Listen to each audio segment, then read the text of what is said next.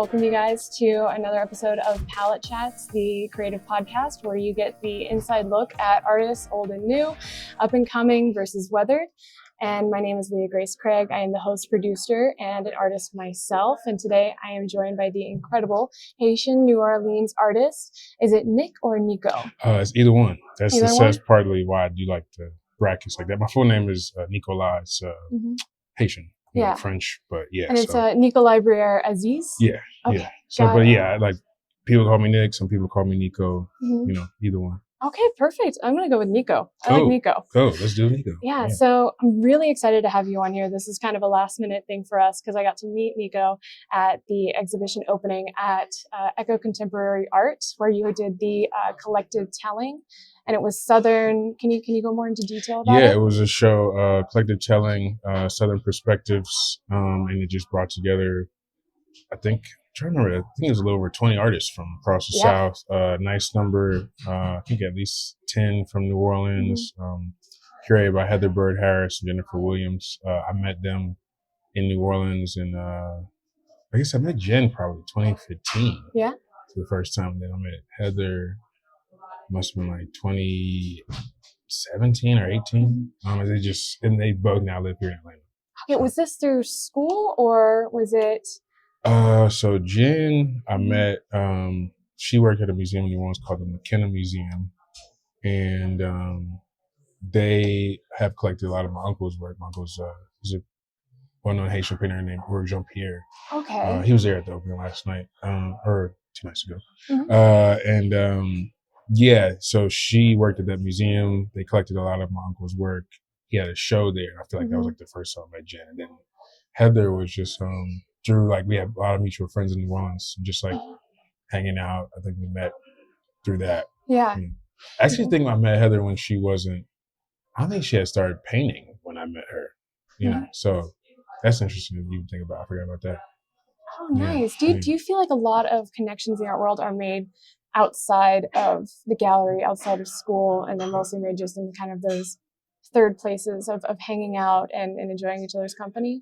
Yeah, I feel like that's definitely, because I feel like the art world is so it's so seeped in like just like social, like like the openings themselves like often become like these just like social gatherings for people to like to share and talk, like just how we did. You know what I'm saying? Like exactly. It's like, so I feel like because of that, I think a lot of art connectivity can also happen in other spaces. So like, New Orleans is like, New Orleans is, in my opinion, and a lot of other people's opinion too, like I think the most culture rich city in the United States.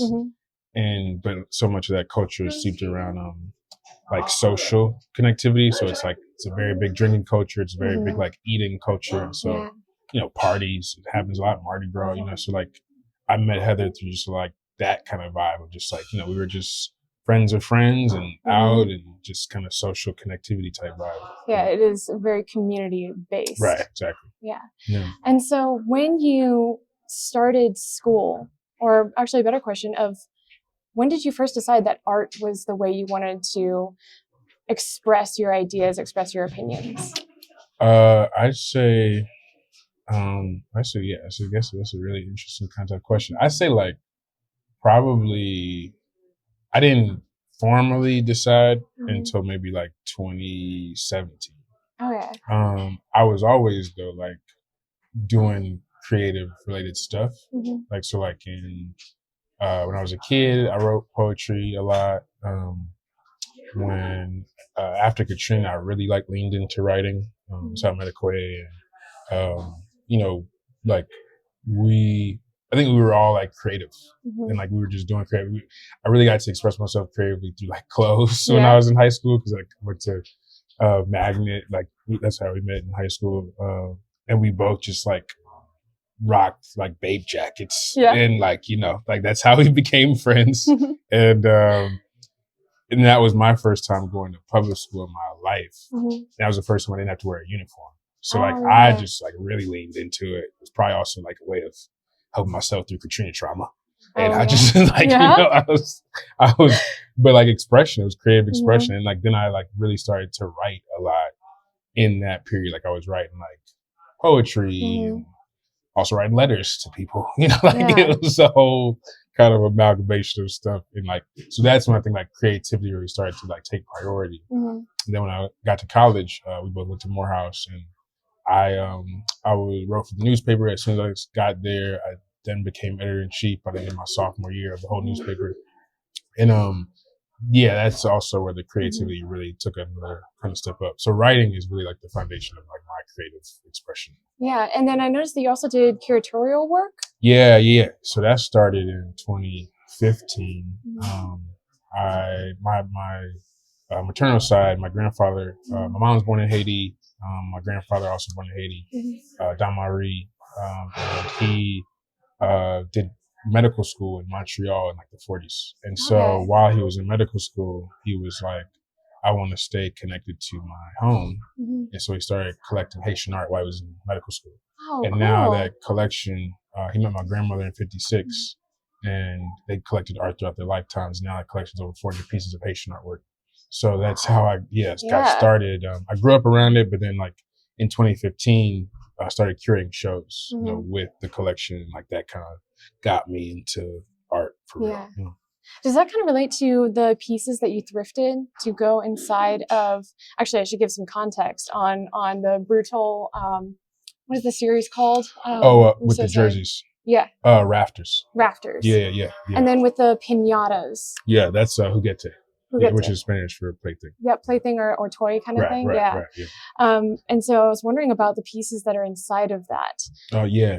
And is that kind of influenced your going to thrift stores and looking for pieces and looking for memorabilia from like your ideas and what you're trying to express? Is kind of your grandparents like kind of collecting things? Yeah, I mean, I hadn't thought about that. That's a great question. I'd say it's them. I guess definitely my grandfather, like, he collected art, records. We have like, nice. I mean, like hundreds and hundreds. My aunt just like has been working with his record collection.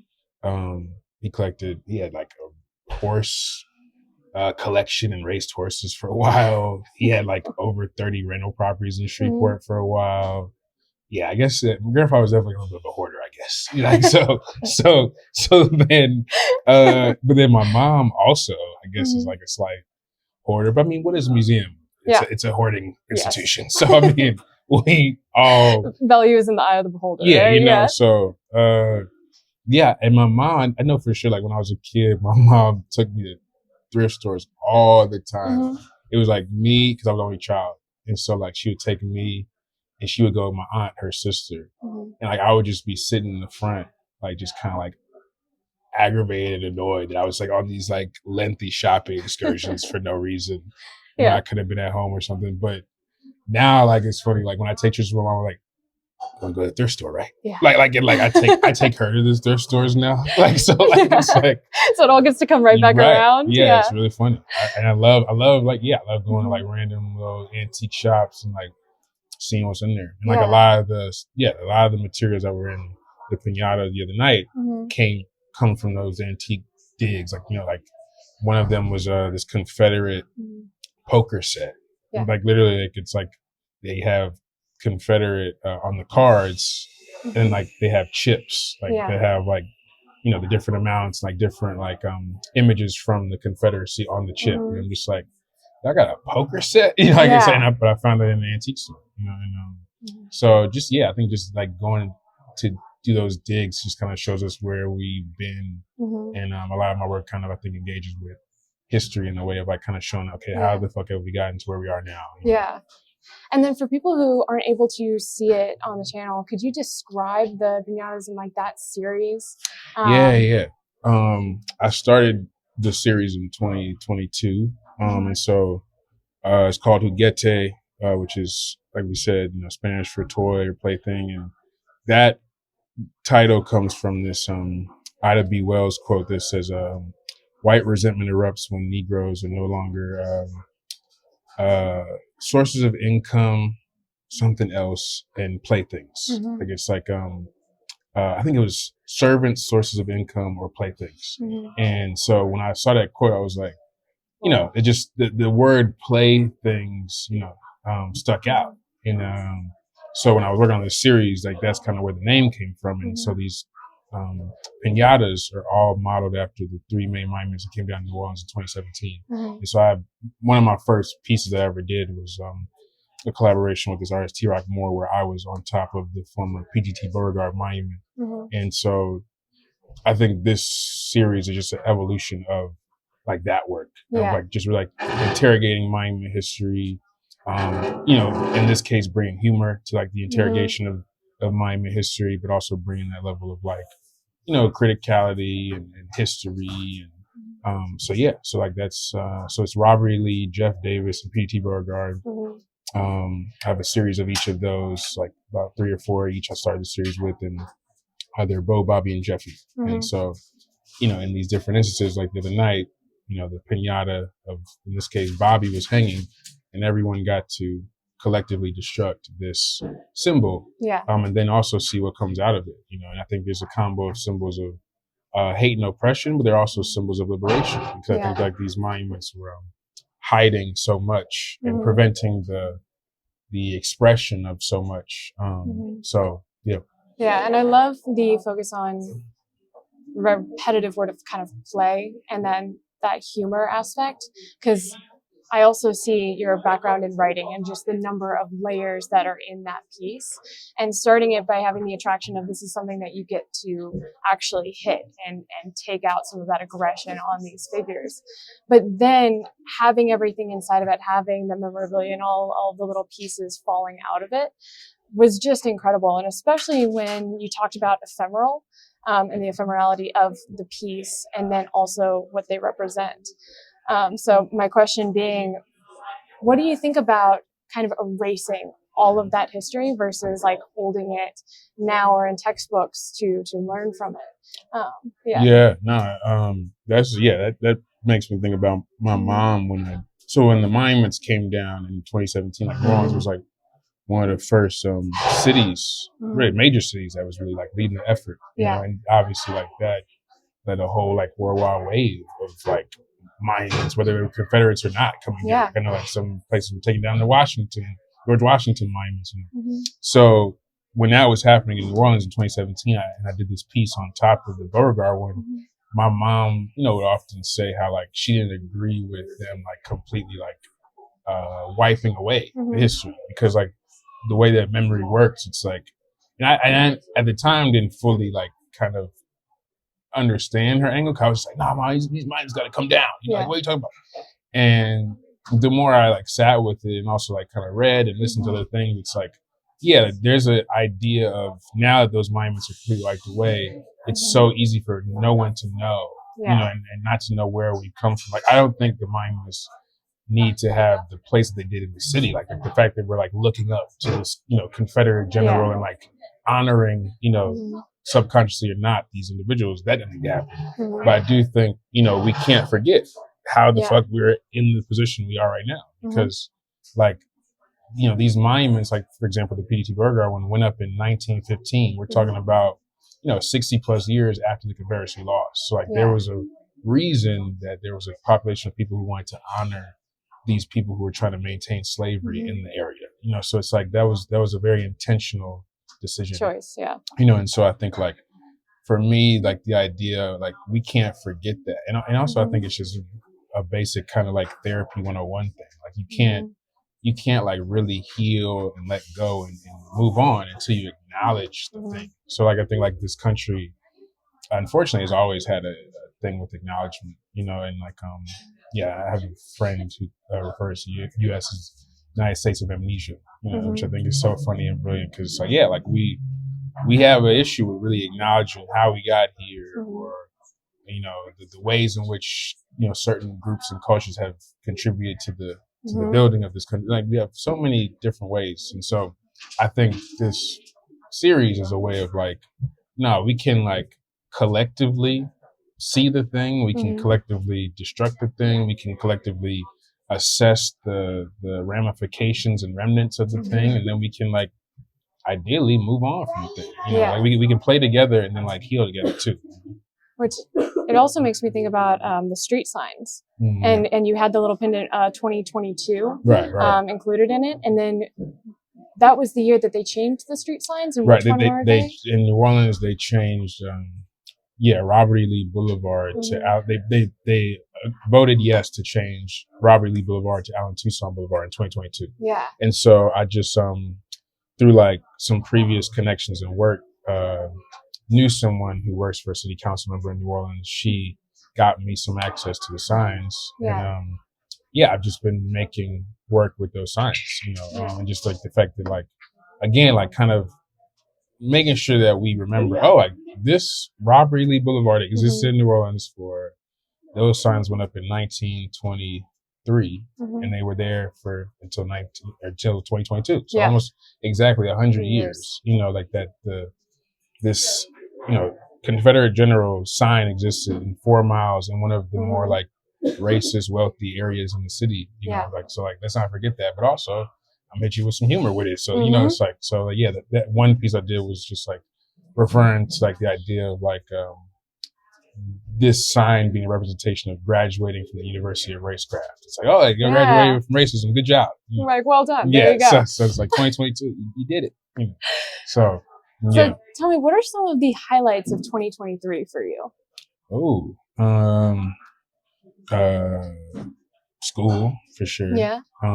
Were you attending, like you said, Yale? Correct? Yeah. Graduate school? Yeah. That's definitely up there. I mean, I started in August. Yale so far has been amazing. Everything I needed. Just so I've been making work since 2017. But just like, trying to make work while also like doing the kind of hustle and bustle of like trying to pay bills, make your rent, do all that. Like, I was often having like multiple jobs at a time.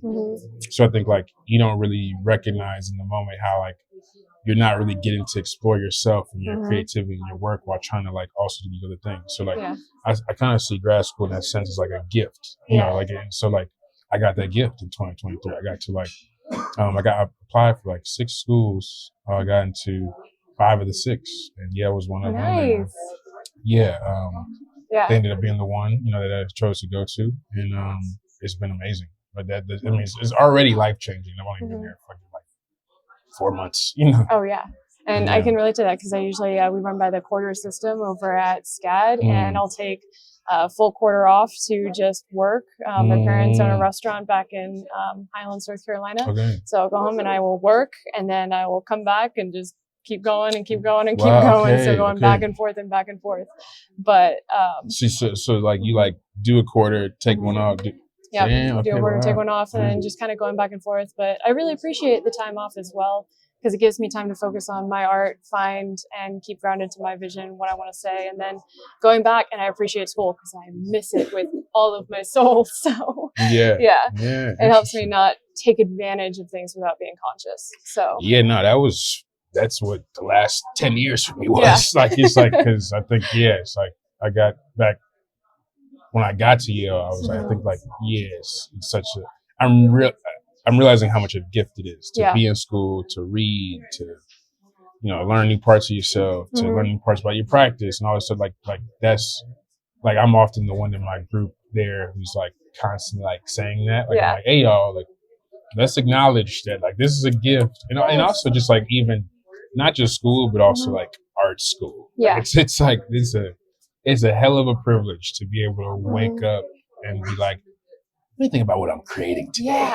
Like, let me read some random weird shit. And like, it's like, that's not normal. It's like, I think like, we have to always kind of root ourselves in the gratitude of being able to just like do that as a profession, I often joke and say we're still adults that get to play with toys. Exactly, and so like, it's like, I think sadly a lot of artists forget that. I think like, it's very easy because it's so obviously inundated in capitalism, and like, you can get like a lot of, money. It's an unregulated industry. I think like a lot of people allow that mixed with like just like the human ego. They get to a certain level and like, it's like, no, like we're adults and get to play with toys, bro. Let's bring it back down to the level of, to remain humble.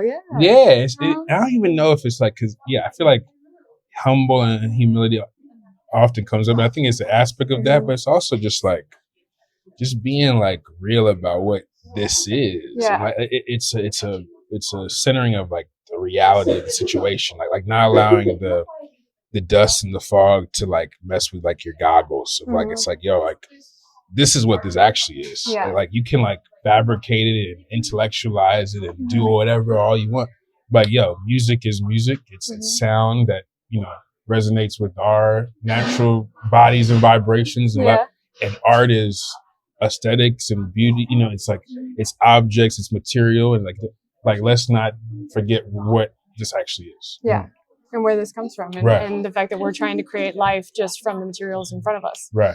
And so, actually, through your artistic career, did you ever struggle with feeling like you were creating art for others over yourself, or art to impress others, to have that name, to have people talking about you rather than things that really meant something to you? Yeah, I don't think so. Like to this point, no. I mean, I definitely have points in my practice where I felt. I think it's a daily exercise, like feeling sometimes insecure with the work you're making. In terms of like making work for others, like I don't think I ever had that, just because like the way I got into making my own work was so untraditional. Like this is my first time going to art school. This is my first time, you know, being in a room of artists who are talking critically about visual art. You know, like I mean, so this is all really new for me. Like I kind of like, my intro into making work was through that artist who I mentioned earlier, T. Rock Moore, who was like an artist who also like really didn't start making work visually until she was like 54, 55 years old. And she just had like a lot of success very quickly. I had started working with her, like kind of like at the beginning of that kind of, you know, upward trajectory. And we both were kind of just newbies, you know. We both were just kind of like following what was in here and there, you know, and letting that lead the work. And so like for me, a lot of the work is just coming from me reflecting my upbringing and environment and things I was seeing. Like the monuments are like what I would see every day. You know, like, I mean, I was in the built environment within the city of New Orleans, which I'm, you know, from. So like as an adult now, seeing the actual like deeper impacts of what those symbols and structures were doing and what they were symbolizing, and now being an adult who can be like, oh, I can like mess with that. And I can interrogate that. And I can question that in a way that I couldn't when I was like 10 or 11 years old. You know, and now I have a voice, you know, that can do that. You know, so I think that's where the work comes from for me. It's like not about, you know, really catering to people. Like I hope the goal is always that people like feel something from it. Because I think the worst thing for an artist can be like, you can make something like nobody, it doesn't hit. You know, it doesn't hit somebody else's like, you know, emotion. So. Yeah. And I think that that's one of the biggest things that drew me to you. Not only is the work just visually appealing, it's fun to interact with, but also you have such a confident voice, and you're also you've got a great way of connecting to people. And I think artists need to remember that you, like you said, you have a voice, you have ways, you have means of speaking your mind, saying that what you want to say. And I feel like a lot of artists forget that. And so they don't continue, or they don't, you know, quote unquote, make it in the world. Yeah. But I don't know. I think that one thing I do really want to know is your work from Antenna. And was that one, that was back in New Orleans, right? The show. The show. Yeah. That was my first solo show. That was your first solo show. Last February. How was that? How was having your first solo show? That was another major high of 2022. I mean, it was like I had been, like I said, making work since 2017. But I think, I got to 2022 and just had this feeling, okay, like when's that first one gonna be? I think, like, you know, it's kind of like, you know, a lot of artists, we kind of put that pressure of like, okay, like this, solos in general, but then like the first solo, the first one's gotta be, you know. And thankfully the executive director of Antenna, they're the new ED, Carol Lung. Carol said, you're like, I was kind of debating. I was like, oh, they had a gap in the exhibition schedule. I was like, dang, like, I don't know if I'm ready. And Carol was like, yo, you got the work, you ready. Like, just do it. Like, you know, and I thank them, you know, we'll always thank them, because if it wasn't for Carol, like, I don't know. I think I just need that extra push, you know, and like they are like a really amazing artist. who's now leading Antenna as an organization, and just kind of like gave me the push. It was like, yo, you can do this. So I did it. It was amazing. I mean, like, I had a book that came out with like a exhibition publication. I didn't know that. Awesome. Yeah, I could have brought one. I can send you one. Though. Yeah. Yeah, it's and that just like it just kind of like was like a breath of like, okay, I did this. You know, like, and it's like, and like to have people. I think prior to that show, I only shown works like here or there, and like people knew that I was an artist, but and people had seen my stuff sometimes. A lot of it, I think, was also Instagram. People had seen me work on Instagram, but never like, oh, here are all the notes in my journal for you to read. Like in one place, that you could just come see for, a 6-7 week period. And see into your mind. Right. Yeah. And it's a very intimidating space. It's like I was about to say that's incredibly vulnerable. Oh my God. Yeah. It's like, that was even just like. Yes, because it was work from 2017 to 2023. So I mean, that's a significant period of time. Yeah. It's like seeing stuff that was more intro versus new versus stuff that like I feel like was maybe like kind of affirmed and really solid versus stuff that was like kind of like more like, oh well, this is just something I came up with like a couple weeks ago. Yeah. I think it's cool. I don't know if you think it's cool. Like it's like I mean. You can come see though. It's kind of like you guys are my test group. Like, yeah, right. And then, so there was a couple of those pieces, but like one of those got purchased, so that was great. Yes, but I think those types of presentations. I don't know if there's a way to maybe going forward like make them not as like not put as much pressure on oneself about those presentations. Like it's like like these are all in a way rough cuts. Like this is like to the ultimate like final album, which I don't know that could be really dark if I go down that. But like I mean like that this is all like this is your future podcast. You can go as deep as you want to. But it's like it's I think like it's very easy to be like, oh, I got my show. It's got to be the thing. It's like no, like it's like these are just like. You're an art. We get to center creativity and express ourselves. These are all just like mixtape cuts in a way. It's like let's just the importance is to keep making the music. Like so, keep putting out your work and keep not losing that because that's what really is that's what it's really about. I can connect to that so much because just starting this podcast. I mean, I never saw myself doing this until one day I woke up. Actually, no, I have an audio recording of the night. It was about 2 a.m. I'm laying in bed. I had a glass of bourbon sitting next to me and I was watching the Great British Baking Show. And I jumped up so fast because I felt such a need to just start it. I spilled bourbon all over my bed and didn't care, put a towel down, ran to the computer, got the website up and was like, you know what, we're doing it. Like just relax. Don't even think about it. Just start it and go. So I love that. No, I love those moments too. Cause like I've had like several works ideas for a piece before, and then also like the titles of pieces come at like 3 or 4 in the morning. Like I'll like wake up and it'll just like hit me. I think that, to me, like there's something special about those moments of creativity where it's like, oh, it's just like it truly is like kind of like a little eureka moment. Like it just clicks in your brain. It's like, nope, like gotta do it this way. Oh, absolutely. And actually, another question I have is I'm doing a branding and entrepreneurship class, and we're discussing the difference between disconnecting yourself from your work so that you can sell your work, you can do these things without being affected by the judgment as much versus holding it as close to your heart as possible. And kind of how do you feel like you balance that out in your work? That's a great question. I'm definitely still very much working through that part. Like I feel like within the last year is the first time a lot of my work up until this point, including the last year that I sold, was always like these like edition prints, and so like there's an element of a print that is not the same as like a mixed media kind of piece one of one. And I've recently been selling more of those. Completely different vibe when dropping it off to somebody. Like it's like the first time I did it, I joked with she's a gallerist in New Orleans, and she bought one from this like series of jerseys that I've been doing with Saints remixing Saints jerseys. she bought one. I dropped it off to her house, and I was like, yo, I feel like I'm like leaving like a dog with you that I've been like raising. Like I literally like dropped the piece off. I like signed it. Yeah. But then like I was leaving, I was like, I gotta like touch it one more time. And this was the print, right? This is like a mixed media piece. Yeah. So it's like a, you know, one of one jersey. It's like, you know, got all these different things that are like kind of one of one. And I had made the piece in like 2021. Mm-hmm.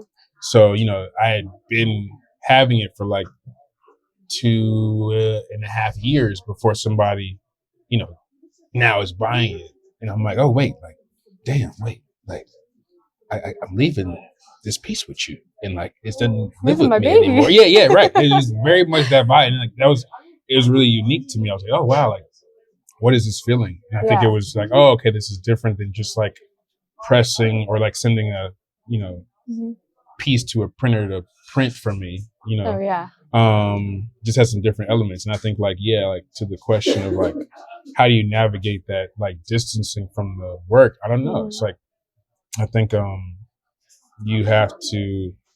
I find what gives me kind of like maybe solace or peace with that scenario is like also rooting myself in like the gratitude and honor that somebody is like one buying something from me, like and like also buying something and basically saying like, yo, I would really like to live with this thought of yours. Yeah. Like it's like that's like so crazy. I love the way you just put that. I love to live with this thought of yours. Like that's like such an honor. Yeah. Like it's like, so I mean, I think like that, you know, that really helps me like, I guess like release cause also like, I mean, that is a thought of mine. That's a thought I had and will always have. So like, I got that, you know, but this person or this entity, this organization is saying like, yo, this was a really great thought. Yeah. And we want to like have this in conversation with ourselves in this building or this place or this home, you know.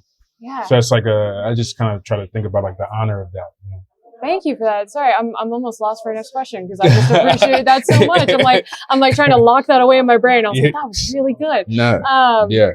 No, I love that because I primarily work with prints right now and doing a series called the Beta Blunts or the Smoked Fish. They've been called many things. I do pastel drawings of fish smoking a blunt, trying to kind of comment on the new wave of allowing marijuana and other, you know, psychedelics and drugs to come through in our society. And you have a series of those different types of fish with the. Okay, see that? I got to share that with you guys. I'll send it to you. That's cool.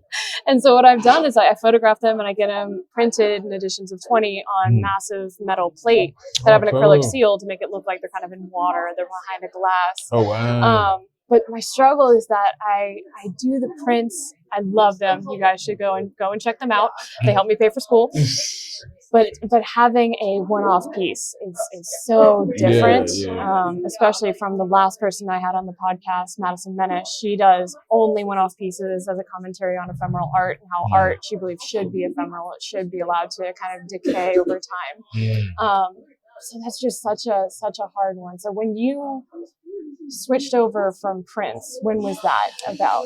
Well, I mean, I haven't I guess necessarily switched over. It's just I think because for instance, like the other piece in the show is like a large scale print that you know, it is an edition of 12 that I've sold so far. One of those, I have another kind of version of that one where it's like the pinatas hanging from trees instead of the street signs. So those are like prints that I sell. You know? But I have now begun.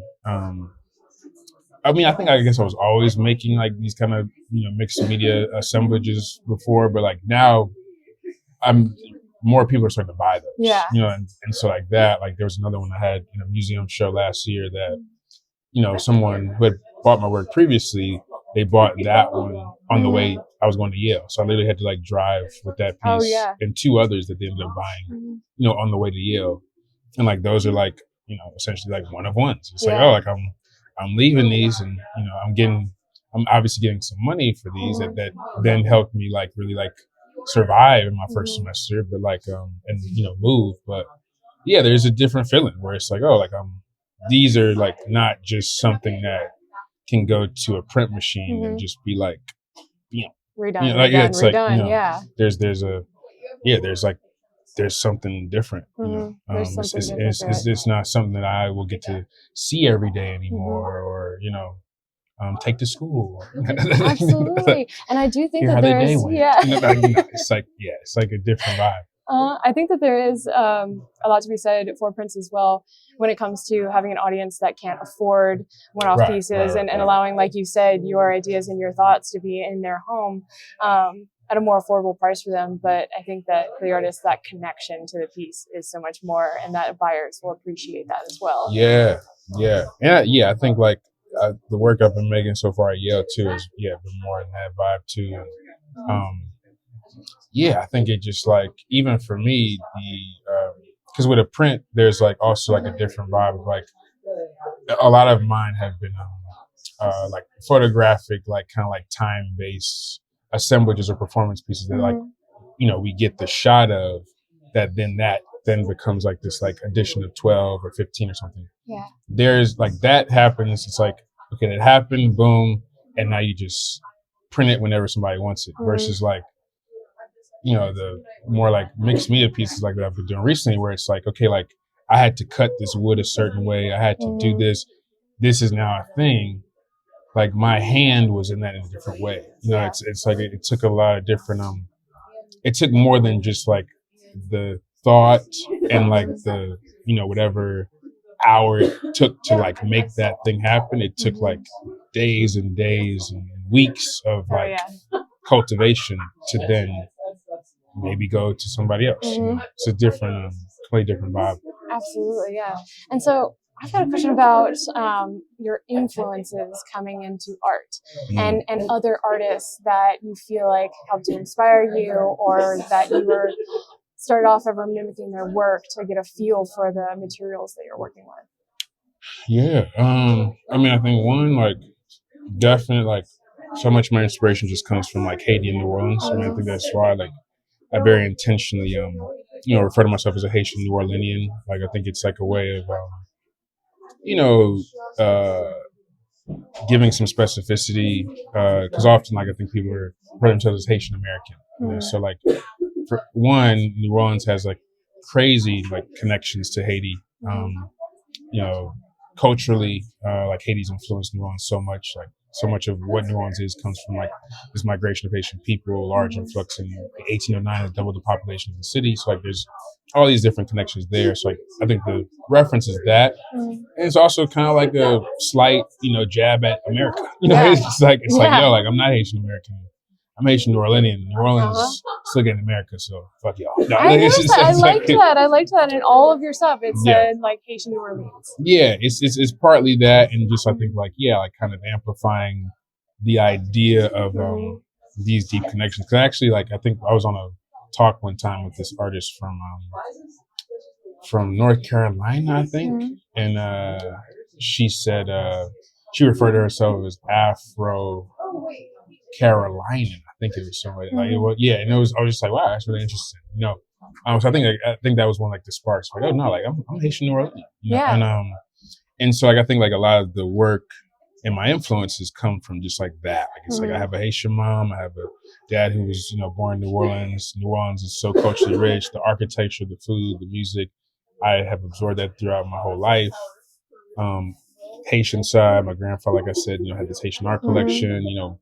Was always around artists, always had artists in and out of his home, always was supporting artists, buying work from artists. So like he always had artists around. So like that was, my uncle, like I said, or Jean-Pierre, I used to be in his studio, all the time as a kid. That was a deep influence. And then it took me a while to grow up and realize, oh, like this is what I gravitate to, this is what I'm good at, this is what I like doing.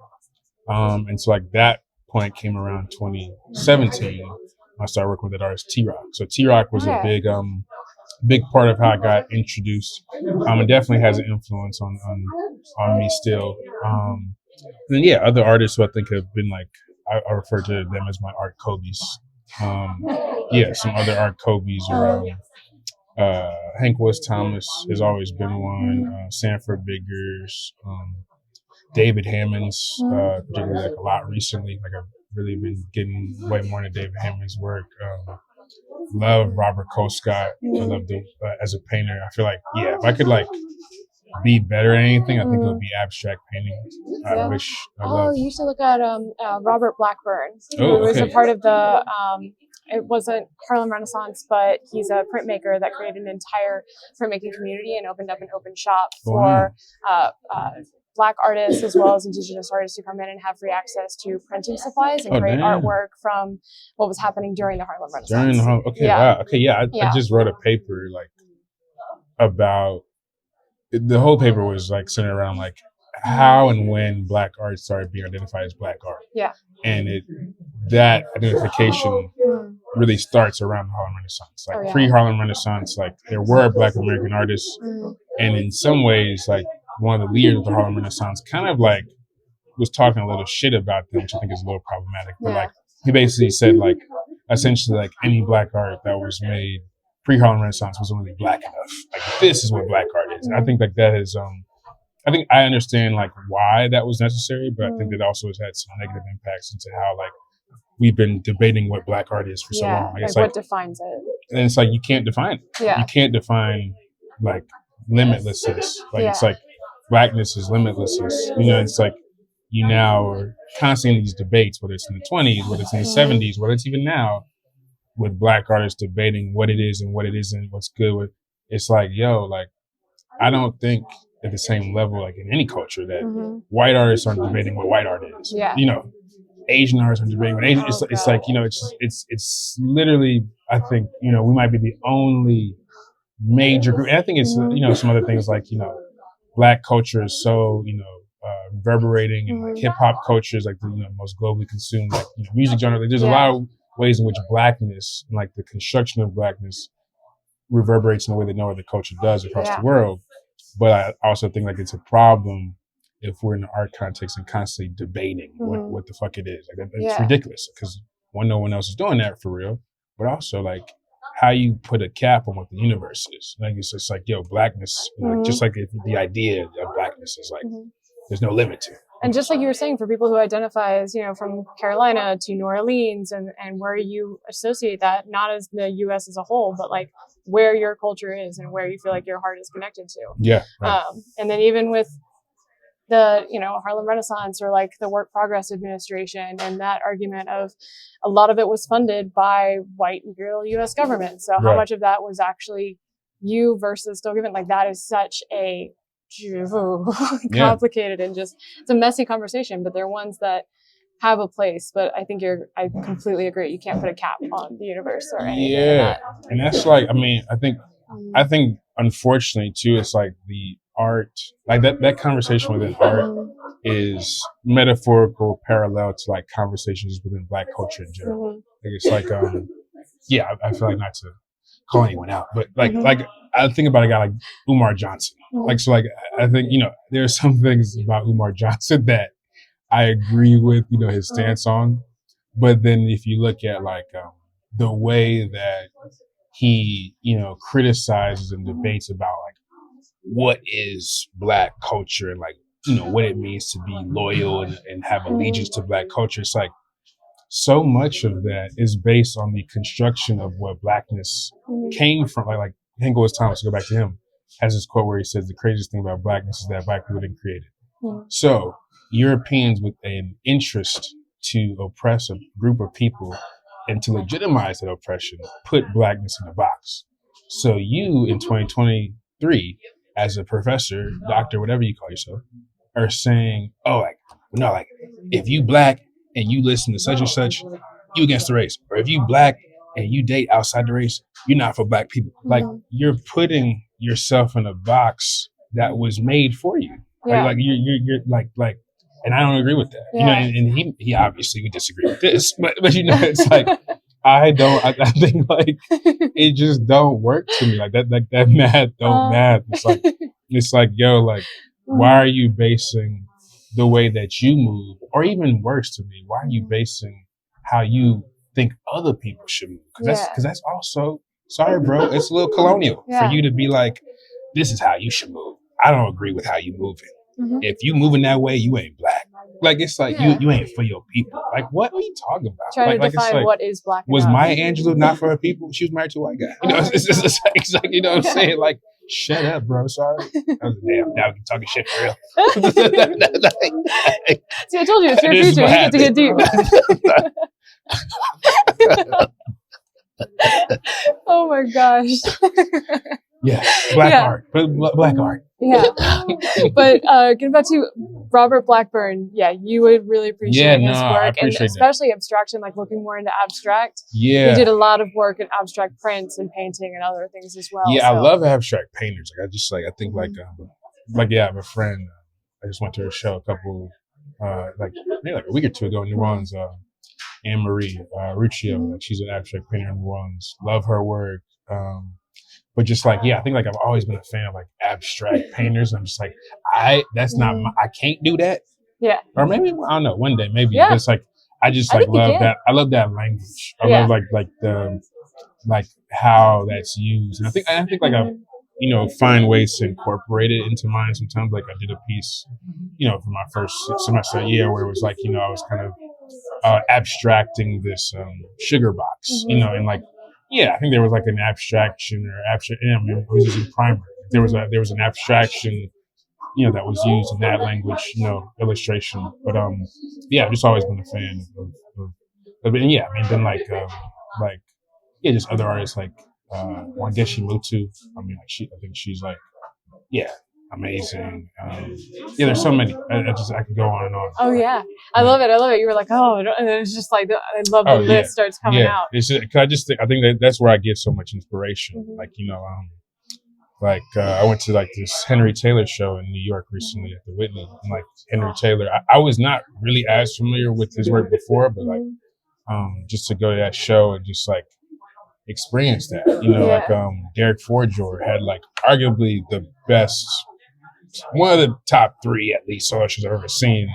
Just had it finished at Petzel Gallery in New York a couple weeks ago.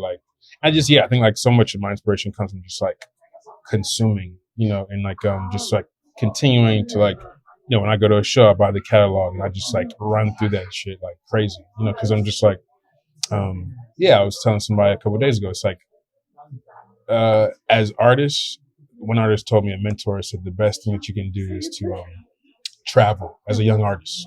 And I think there's traveling that you can do, obviously, you can go from here to California, you can go from here to Rome or something. But there's also, if you're doing it right, there's traveling when you go into this museum like this. Every piece that you can consume on a wall is an example of you're going in somebody's thought and dream. You're traveling with them. Yeah. So it's to me, I love traveling. I love going to this museum, looking at some work, and being whoa, how did they get there? And how may my journey take me there or somewhere similar to there? And that can come down to as simple as even just talking to the person next to you. Exactly. You can travel to wherever they've been by listening to their stories, hearing what they've done. Yeah, I think that is incredibly important for artists, physically, mentally, everything. Yeah. How much of an influence do you think having a creative family and an art-focused family helped you? Yeah, no, that was definitely major. And that's something I've kind of really learned more, was such an influence over the last 4 or 5 years. Because I remember when I first started really going down the art path into 2017, 2018, I was very broke for a while. It's particularly 2017. I mean, I'm still working on it, but 2017, I remember that was one of the brokest periods of my life, if not the brokest. Yeah. And it was such a pivot because up until that point, I'd been this very kind of traditional path. I had the job right after grad school. I was making solid money. I was wearing a suit every day. I was doing the whole that thing. Yeah. And then there was a shift, and that shift, thankfully for me, I got fired from a job I took at the end of 2016. I got fired in early 2017. It was just a shit show job, and that firing put me on this path. Nice. And so in starting though, my parents were what the fuck are you doing? You can't really pay your rent, but you're at Art Basel Miami performing. in the art fair, nice. Yeah, that was amazing. But like, it was like this, like, it was just this, like, they were having a lot of trouble understanding what was happening. Like, it's like, oh, like you're doing this, you're curating shows, you're making that, but you can't, you're having trouble paying your rent. Yep. They were never given. I don't think at that period they were even like necessarily giving me any money, but it was just like they were seeing like the kind of financial limbo game I was having to play. And so in that period, maybe like, I think at that point it was 2017. So like maybe 2018 was when I got like started getting some solid employment within the arts in New Orleans. So like that kind of like helped. But then like I started continuing to start making my own stuff. And I remember telling my mom, I was like, yo, she actually still has it. It was a Christmas card I wrote her. I was like, yo, like, I don't know where I'm headed, but I just know like I gotta follow this, and she, just like took that. And I remember we would get in discussions sometimes. I'd be like, Mom, like, this didn't come from nowhere. Like, it's like, I grew up around a collection of over 400 pieces of Haitian art. Like, let's start there. Yeah. My uncle, who I spent a significant amount of time with as a kid, is one of the most amazing painters from the country of Haiti.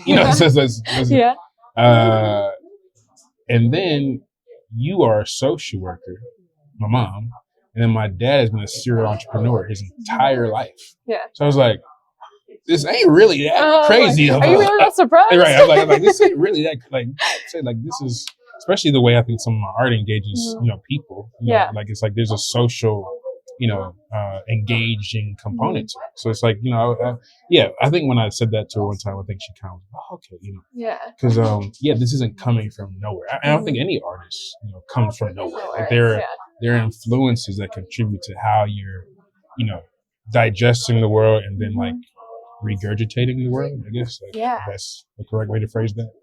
Oh, yeah. And so I think that that's a big thing for anyone listening now is that if you have that feeling and you have that fear, though, that you're not going to be accepted or that your family or your peers aren't going to support you, I say you still got to go for it. You got to try it. You got to see kind of what happens. I'm not telling you to quit everything, but don't let that fear hold you back from creating what you want to create. And having a supportive household is really big part of that, even if it takes a minute for your family to understand why or what's going on. And then you mentioned Art Basel, and I've gone to Art Basel the last 3 years in a row. Cool. Loved it. Absolutely loved it. But it is such a hard balance when I meet a bunch of the artists and we go out for drinks afterward and I'm like, where are you guys staying? And they'll be staying in a hostel, 3 blocks down. Because they're like, we're here, we're part of the scene, but we don't really have the money to do all of the big stuff or anything else. Because they're putting everything into just being there and being able to create the work they want to make. So what was your experience when you were at Basel?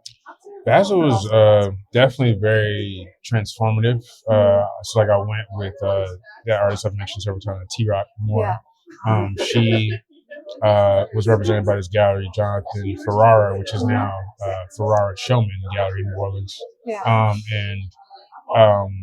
I was performing this piece, which was, really technically my first visual piece. It was a collaboration with her. It was a performance piece that was a remix of Rodin The Thinker, but it was a live version. So like I was in that case like the thinker on this like plinth, and I would perform in the gallery during her show like I did every day for a month, like 4 hours a day. And then we took that performance to Art Basel. I did it there. We did it in Houston, Museum of African American Culture there.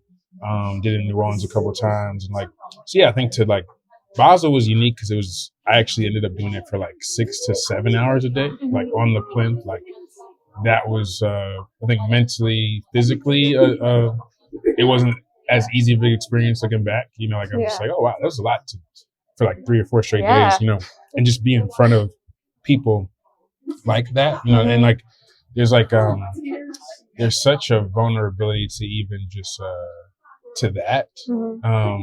But like there have been so many like threads from that. So part of like the performance was I would never speak, but I would like write these different messages on cards and like engage with I would talk with the audience in that way. It's like I would write things like race and death are illusions, or like we all begin as women, or like I had one that was like the Civil War never ended, like just different messages that like for me were like really relevant at the time, but also I think like it spoke to like larger things in culture.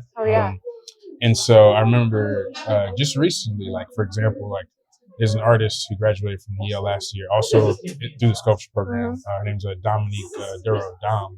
And so, like, Dom, we met. She's also Haitian. We met through obviously being now like connected via Yale. She came to my studio and she was like, "Yo, I've met you before." And I was like, "What?" Yeah. She's like, "You were at Art Basel 2017 December. I have one of the cards." That's she amazing. Went back home like a couple days later, sent me a picture of the card because I wrote like this message. I think on hers it was death and race or illusion. And then on the back I had my name and like Art Basel 2017, and like, you know, and like I would write them in front, and she had it. You know, and I was just like, wow, like the fact that, like, you know, there was so much of that happening to this performance like that to like then like have these kind of moments later. So like, yeah, it transformed my life. You know, like just that one experience. You know, and it shows how small the world of art can be. Yeah. And making connections and doing things like that. Oh man. Let me make sure. Looking at time here. Oh wow, nice. So as we're coming to an end of this, what advice would you give to up and coming artists today? Damn. One, again, I think I got the advice or just the perspective about traveling from Ebony G. Patterson, amazing artist. People don't know her work. She said, I think it was like some point last year, year before, she was like, if she could tell artists anything, like, it would be like traveling. Like traveling is like the best thing you can give yourself as a young artist, because it's like, again, you're kind of like, you're going into different environments, you're meeting new people, you're consuming different aesthetics, you know. And so like, I think like I would also probably second that advice from her. Like, yeah, that's number one, because I got to travel. I've traveled a lot, you know, like since particularly college. Like I started traveling at Morehouse a lot. I went to grad school, like I said, the first time in the UK. Have always kind of just gotten these like different opportunities to travel. Like I was in Italy last year, in Torino and Milan. Like I was speaking in Torino, you know, like a year before I went to the Venice Biennale. You know, it's like Venice Biennale, for example, like just like Art Basel, it's like going to something like that, you can't look at anything the same. Yeah. So it's like, I think as a young artist, it's about kind of like pushing yourself to like, you know, refine and also enhance the way you see the world. Yeah. Because if you're enhancing like the quality of your glasses, the things that come from you will naturally just, you know, become better and better and better, you know, come out in different ways. Yeah. So I think like just kind of traveling and then just like also like allowing your voice to, you know, find itself, cultivate itself, like independent from, you know, others. Like I think it's very easy to like, maybe like go to something like Art Basel or go to Venice Biennale and be like, okay, well, I'm gonna make work like that. Like, it's like, you know, like your work got to come from you. Like no one sees the world like you do. Yeah. And so I think like, you know, kind of encouraging like that kind of like going inward to like then come back out with like your defined, you know, unique way of seeing and being and doing, you know, and not just trying to like just like kind of take, you know, I think because also that's very easy. You know, like you see it in music all the time. You know, like music does it probably the most. You know, but it's like I think like it also can happen in visual art. I think it's you know important to really just kind of like own your thing and own your way of seeing. You know, and just like and keep going and like not letting like whether it's your parents misunderstanding you or your friends or you know just keep going. If you got to work a couple of jobs to do it, like because at the end of the day, the art's for you. Like I was when like in my critique this semester, somebody said, "You gotta really think about. I think you need to think about your audience." And I actually vehemently disagree with that. I think like as an artist, you're your audience. Like it's like, and yeah, it's a great gift if you then from you being your own audience can get way more people who are a fan of you and your audience. But at the end of the day, like you gotta make this for you first, and like then anything else that comes to you and is meant for you will come. You know, I think it starts with you centering yourself as your audience. Yeah, because I feel like searching your audience comes more when you hit the branding kind of aspect of it. Right. And by that point, you should kind of know that kind of people that are interested in you and looking for you, and the way that you market yourself. That's where knowing your audience comes in, and kind of how to use technology, use different platforms. But your art should be you, should be your viewpoint of the world. So as we're coming to a close, do you have any upcoming shows this year, now that we're in 2024, or things that you want to highlight? Any social media? My Instagram is Nico Elgonso, NICOELGANSO. That's like probably the best way just to keep up with me. In terms of shows, and this year I have a piece in a group show in New York at a Caribbean Cultural Center. It's in Harlem, CCCADI, Caribbean Cultural Center of the African Diaspora Institute. It's an all Haitian artist show. Should be really cool. So that opens I think it opens at the end of this month, and it's up through November. So so that's one. I have one piece there. I have obviously the work in the show here. Yeah, Echo Contemporary Art, which that'll be open until the 17th of February. Right. And then outside of that, no shows necessarily upcoming. Just doing a lot, just focusing in school, writing more. I've been encouraged to write more because again, writing is the foundation. I just have probably gotten away from that a little bit, but definitely going to tap back more into that. So, so that's And if any of that was missed in sort of the clatter of being in here, I'm going to also be listing this on the website, www.paletchats.com. I'm also going to hopefully have an artist bio from Nico and have more information on where you can find more of his work, more of the shows, any links to any of the galleries. And I want to give a huge shout out to Refuge Coffee for hosting us today. And I actually have my little list of, we've got, I know Kyle, we've got this whole team of Second Sunday. Let me see here. We've got Patricio, Kyle, Ahmad, and Muhammad, who, if you guys get a chance, come in here. We're next to the High Museum. Also, shout out to Jennifer Williams and Heather Bird Harris just for their curation of the show, and obviously that being the root of even how we're going to have this conversation right exactly, now. So please go out and support them.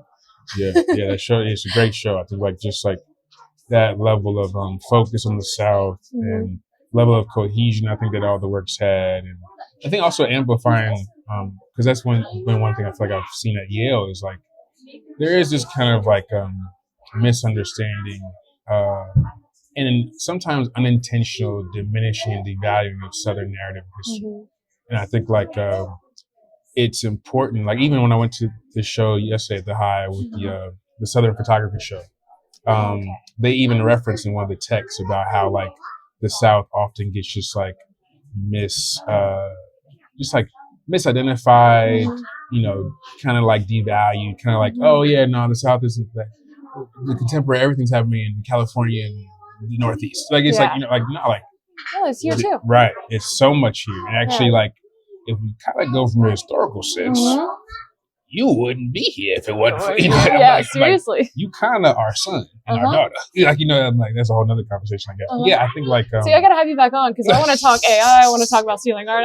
We could talk for another 3 hours. I feel like, but I think So I think there's a lot of gratitude I have for Heather and Jennifer just to we're gonna really kind of center a Southern perspective show, and get all these artists from the South. Kudos to them. Perfect. Thank you so much, Nico. Thank you so much for coming on, helping me make this happen. Thank you for doing this podcast because it's so important. I actually love listening to art podcasts like this. There's one called Cerebral Women Art Podcast. That's the one I listen to a lot. Perfect. Okay, and I also love Katie Hessel has an incredible podcast, and she had a book of art history without men. That was fascinating. That was a really good one. So go and check that out as well. I do have to bring this to a close for time limits, but thank you so much, and hopefully I can get you back on. For sure. Thank you.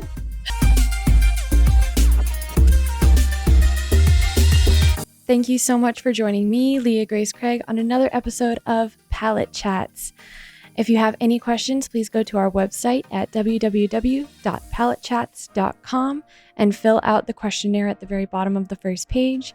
If you are looking to become a sponsor and have your name here as well as in the middle of the podcast and get a huge shout out, please reach out and let me know. I am so excited for the upcoming events and upcoming features that we're going to have on our next podcast. We will have Jessica Betterneck incredible painter and artist who is also with me at SCAD here in Atlanta.